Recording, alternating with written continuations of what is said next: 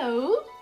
I have been getting lovely messages and support regarding my books. Thank you so much to all the wonderful comments. I know there are some of you that have asked me which one is my favorite. It is still up for debate, but you have also asked me to speak a bit about the books, about the characters. So we will do this in 3 segments, or 4, might I add, for the 4 different books. The first one, the very first book that I had written, it took me a while because it was a dream I had while I was ill in hospital. And obviously it was my first book that I had written actually on paper. Everything else was still floating around in my head. And I will be honest, I think when I first sent it to the editor or the publisher, I'm embarrassed to admit, I think it was like 1,000 something words. 100 and something thousand words. Anyway, long story short, this is Nevrhada number 1.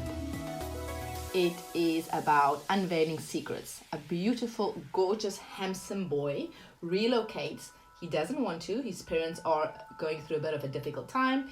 He relocates from sunny Los Angeles over the big, vast ocean to a small or a beautiful farm outside a place called Centella del Mar, if I'm saying it correctly.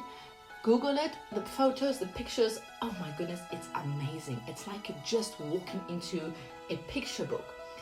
Anyway, so he relocates here. He starts going out into the forest at night with his big black dog blue eyes, and then he discovers a cave. In this cave, as he swims through the water, now I'm not going to give you any spoilers, he emerges in another world. So at first he's confused and he thinks there are experiments going on. He doesn't understand why there are trees that are moving, why there's ogres and witches and all these lovely, beautiful fantasy things. But he does ultimately meet Desire. She's an elven princess, but he never actually sees her ears until much later. She doesn't have wings and things like that, but there are fairies. And obviously they fall in love, but there is a dilemma because obviously he cannot tell his parents about it. So he just escapes into Nevrhada, meets these creatures, battle creatures, and his love for her just starts to develop.